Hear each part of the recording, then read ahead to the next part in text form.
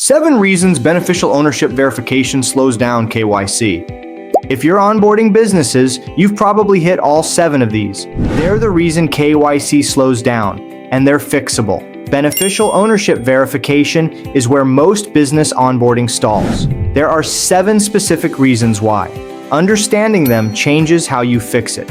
Reason 1. The company name does not show who controls the business. A filing can be completely active and a tax ID completely valid while the person carrying the actual risk stays off the record. Shell companies, nominees, trusts, they create distance. Your compliance team has to follow that chain until a real person appears. Sometimes they do, sometimes they don't. Either way, the file slows down. Reason 2. Small data mismatches create manual review. An inactive phone on one form, a nickname on one document, a full legal name on another, a business address that belongs to a registered agent, not the owner. None of these prove fraud. None of them clear the file either. So they all land in the manual queue. One mismatch per file adds up fast. Reason 3. BOI reporting changes confuse business customers. FinCEN exempted most U.S. entities from federal BOI reporting in 2025. Now, when your team asks for beneficial ownership information, customers push back. They say they don't have to report it anymore. The 2 requirements answer different questions, and that conversation happens in every file, every time the review pauses. Reason 4. FinCEN's 2026 relief raised the stakes of the first review.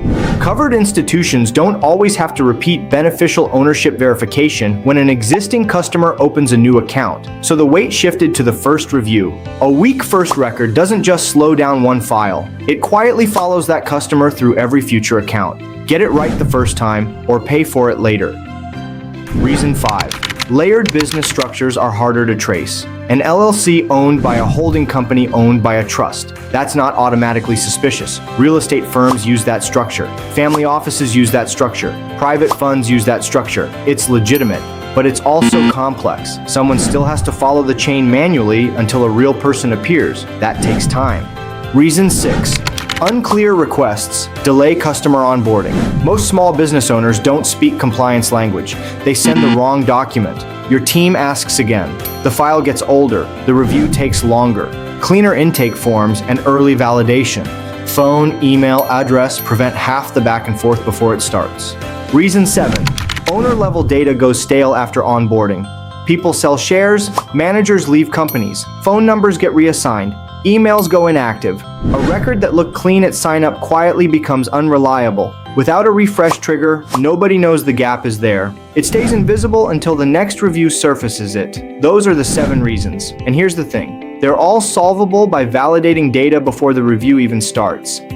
Confirm the owner phone is actually active. Make sure the owner email is deliverable. Verify and enrich owner identity. Screen owners against watch lists. Support identity verification with SSN and name matching. These tools aren't replacements for your policy or legal review. They're data foundations. Clean data at intake means fewer manual reviews downstream. It means your team spends less time chasing mismatches and more time on actual risk. So if you're managing business onboarding, test it yourself. Register for a free test account, get $10 in credits, and verify phone, email, identity, and AML data on real records. See what the difference actually looks like. Link in the comments.